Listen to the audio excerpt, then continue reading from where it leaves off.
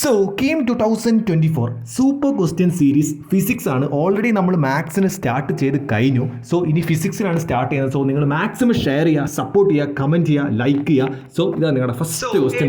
Spinning at the rate 27.5 radian per second is slowed at the rate 10 radian per second square. The time after which it will come to rest is. നമ്മുടെ ചോദ്യത്തിലേ ഉള്ളൂ, റെസ്റ്റിലോട്ട് വരുന്ന ഒരു കറങ്ങുന്ന disk എത്ര സമയം എടുക്കും, അത്രേ ഉള്ളൂ. എത്ര സമയം എടുക്കും അത് റെസ്റ്റിലോട്ട് വരാൻ, കറങ്ങിക്കൊണ്ടിരിക്കുന്ന ഡിസ്ക്. അപ്പൊ നമ്മൾ ഇതിൽ ഫസ്റ്റ് പഠിക്കേണ്ട ഒരു ഇക്വേഷൻ ഉണ്ട്. Omega naught is equals to omega is equal to omega naught plus alpha t. ഇതിൽ ഒമേഗ എന്ന് പറഞ്ഞാൽ നിങ്ങൾ മനസ്സിലാക്കുക angular velocity. Okay, angular velocity. അതേപോലെ തന്നെ ഒമേഗ നോട്ട് എന്ന് പറഞ്ഞാൽ ഇനീഷ്യൽ ആംഗുലാർ വെലോസിറ്റി, ആൽഫ എന്ന് പറഞ്ഞാൽ ആംഗുലാർ ആക്സലറേഷൻ, ടി എന്ന് പറഞ്ഞാൽ ടൈമും. ഇത്രയും കാര്യങ്ങൾ നിങ്ങൾ മനസ്സിലാക്കണം. അപ്പൊ ഈ ചോദ്യം നോക്കുമ്പോൾ disk spinning at the rate 27.5 radian per second എന്ന് പറഞ്ഞാൽ എത്രയാണ്? ഇനീഷ്യൽ ആംഗുലാർ എത്രയാണ്? Initial angular velocity. അപ്പൊ 27.5 എന്ന് നമ്മൾ എഴുതി. Okay, unit radian second inverse. അടുത്തെന്ന് പറഞ്ഞാൽ at the rate 10 radian per second square എന്ന് വെച്ചാൽ എത്രയാണ്? ആംഗുലാർ ആക്സലറേഷൻ ആൽഫ എന്ന് പറഞ്ഞാൽ 10 റേഡിയൻ സെക്കൻഡ് ഇൻവേഴ്സ്. ഓക്കെ, അടുത്തെന്ന് പറഞ്ഞാൽ ടൈം, അത് നമ്മൾ കണ്ടുപിടിക്കണം. പിന്നെ ഒരു കാര്യം കൂടി, അപ്പൊ നിങ്ങൾ ചോദിക്കും ഈ ഡബ്ല്യു എവിടെയെന്ന്. ഓക്കെ, ഇതാണ് ഇവർ പറഞ്ഞിട്ടുള്ള ടേം റെസ്റ്റ്. റെസ്റ്റിലോട്ട് വരുമ്പോൾ എത്രയൊക്കെ അതിന്റെ വെലോസിറ്റി? Final velocity 0. ഇത് ഫൈനൽ ആംഗുലർ വെലോസിറ്റി, ഇത് ഇനീഷ്യൽ ആണ്. ഇനീഷ്യൽ എന്ന് പറഞ്ഞാൽ കറങ്ങിക്കൊണ്ടിരിക്കുകയാണ്. റെസ്റ്റിലോട്ട് വരുമ്പോൾ എന്താ ഫൈനൽ അതിന്റെ എത്രയായിരിക്കും? 0 ആയിട്ട് മാറും. ഒരു സാധനം ഇങ്ങനെ കറങ്ങിക്കൊണ്ടിരിക്കുകയാണ്. അവസാനം സ്റ്റോപ്പ് ചെയ്യുമ്പോൾ എന്തൊക്കെയാണ് സ്പീഡ് എന്തായാലും അത് വെറുതെ നിൽക്കുക, 0 ആയിരിക്കും. അപ്പൊ നമ്മൾ എന്ത് ചെയ്യുക? ഒമേഗ 0 എന്ന് കൊടുക്കുക. അപ്പൊ നമുക്ക് ആ ഇക്വേഷൻ യൂസ് ചെയ്തിട്ട് ചെയ്ത് നോക്കിയാലോ.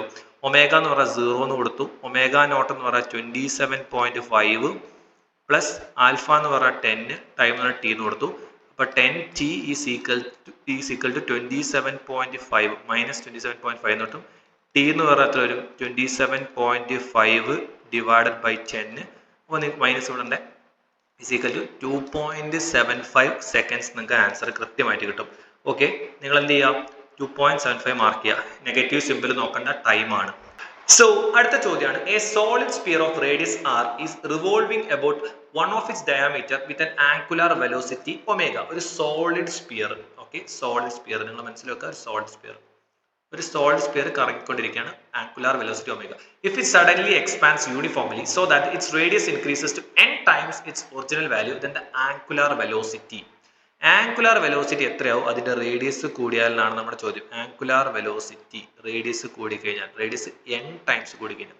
സോ ഇവിടെ നമ്മൾ ഉപയോഗിക്കേണ്ട ഒറ്റേ ഒരു ഫോർമുലയേ ഉള്ളൂ, conservation of angular momentum. Okay, അതിന്റെ ഫോർമുല എന്ന് പറഞ്ഞാൽ ഒന്നുമില്ല, I1 omega 1 is equals to I2 omega 2.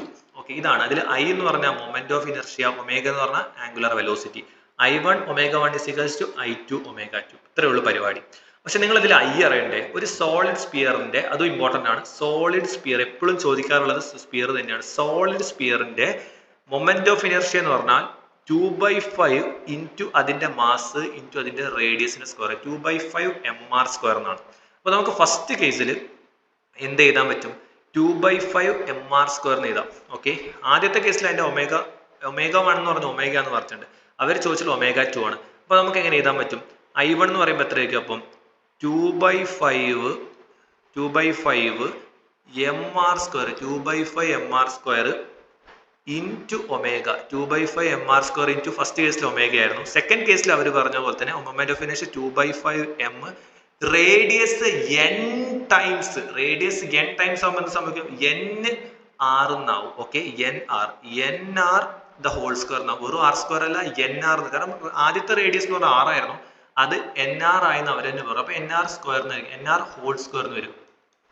Okay, അപ്പൊ ഇൻറ്റു ഒമേഗ 2. ഇനി നമ്മൾ എന്താ ഈ ഒമേഗ 2 കണ്ടുപിടിച്ചാൽ മതി. അപ്പൊ നമ്മൾ നോക്കുമ്പോൾ നമുക്ക് ഈ 2/5 ഇവിടുന്ന് കട്ട് ചെയ്യാം, 2/5 കട്ട് ചെയ്യാം, m കട്ട് ചെയ്യാം. ഓക്കെ, ഇനി അടുത്തെന്ന് പറഞ്ഞാൽ omega r² is equals to n² r² omega 2. r² cut ചെയ്തു, r² കട്ട് ചെയ്തു. ഒമേഗ 2 എന്ന് പറഞ്ഞാൽ എത്രയോ? ഒമേഗ 2 എന്ന് പറഞ്ഞാൽ ഒമേഗ ഡിവൈഡഡ് ബൈ n² എന്ന് വരും. ഒമേഗ അത് ഓപ്ഷനിൽ ഉണ്ടോ നോക്കട്ടെ? Yes, omega divide by n².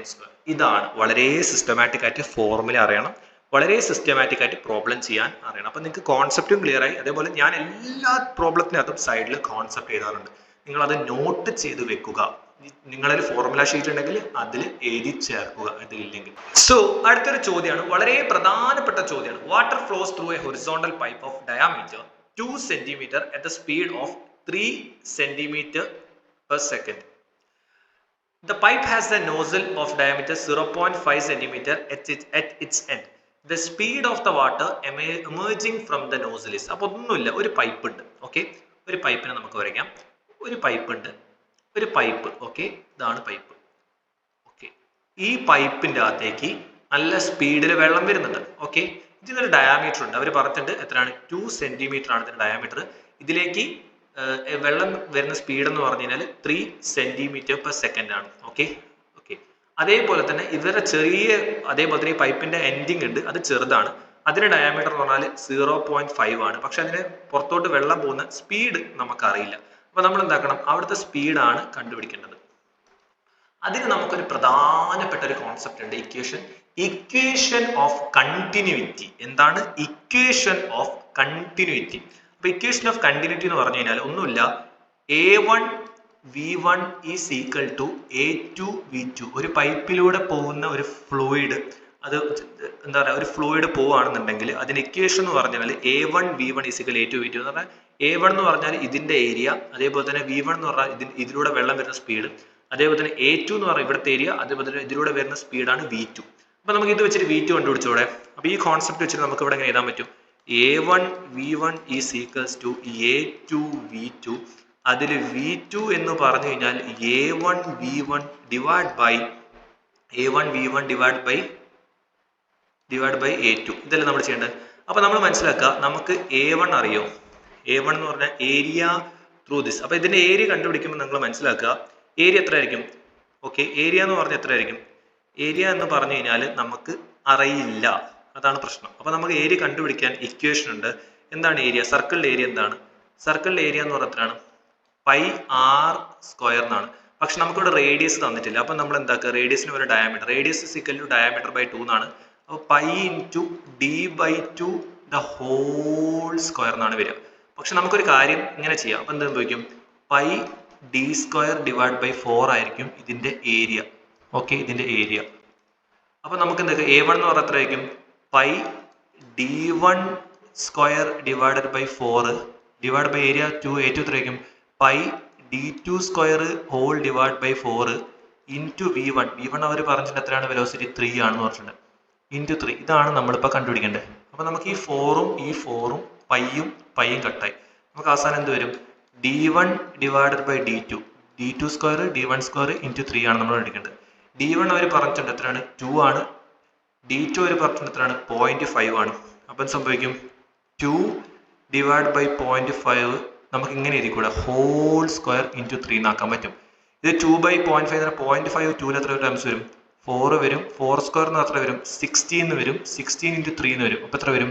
16 എന്ന് പറഞ്ഞാൽ 48 സെന്റിമീറ്റർ. 48 ആണ്. Yes, option B is the right answer. അപ്പൊ നിങ്ങൾക്ക് ഈ കോൺസെപ്റ്റ് വളരെ ക്ലിയർ ആയി വിചാരിക്കുന്നു. കാരണം നല്ല ടൈം എടുത്തിട്ട് ഞാൻ പറഞ്ഞിട്ടില്ല, ഒന്നുമില്ല. ജസ്റ്റ് ഞാൻ പറയാം, ഇക്വേഷൻ ഓഫ് കണ്ടിന്യൂറ്റി നിങ്ങൾക്ക് അറിയണം. എത്രയാണ്? A1 V1 is equal to A2 V2 എന്നാണ് നിങ്ങൾക്ക് അറിയണം. വെലോസിറ്റി ഇത് കണ്ടുപിടിക്കണം. നമുക്ക് ഈ വെലോസിറ്റി തന്നിട്ടുണ്ട്, ഈ പൈപ്പിന്റെ ഇവിടെയുള്ള ഡയമീറ്ററും ഇവിടെയുള്ള ഡയമീറ്ററും തന്നിട്ടുണ്ട്. ഏരിയ ഓഫ് സർക്കിൾ, അതാണ് പൈപ്പ് എന്ന് പറഞ്ഞാൽ സർക്കിൾ ആയിരിക്കുമല്ലോ, വട്ടായിരിക്കുമല്ലോ. അപ്പൊ ഇതിന്റെ ഏരിയ നമുക്ക് കണ്ടുപിടിക്കാൻ ഫോർമുല അറിയാം. എന്താണ്? π × r² ആണ്. പക്ഷെ ഇവിടെ ഡയാമീറ്റർ എന്നുകൊണ്ട് നമുക്ക് π × ഡയാമീറ്റർ റേഡിയസും തമ്മിൽ എന്താണ്? ഡയാമീറ്ററിനെ ഡിവൈഡ് ബൈ 2 ആണ് റേഡിയസ്. അപ്പോൾ ഇവിടെ d/2 സബ്സ്റ്റിറ്റ്യൂട്ട് ചെയ്ത് കൊടുത്തു.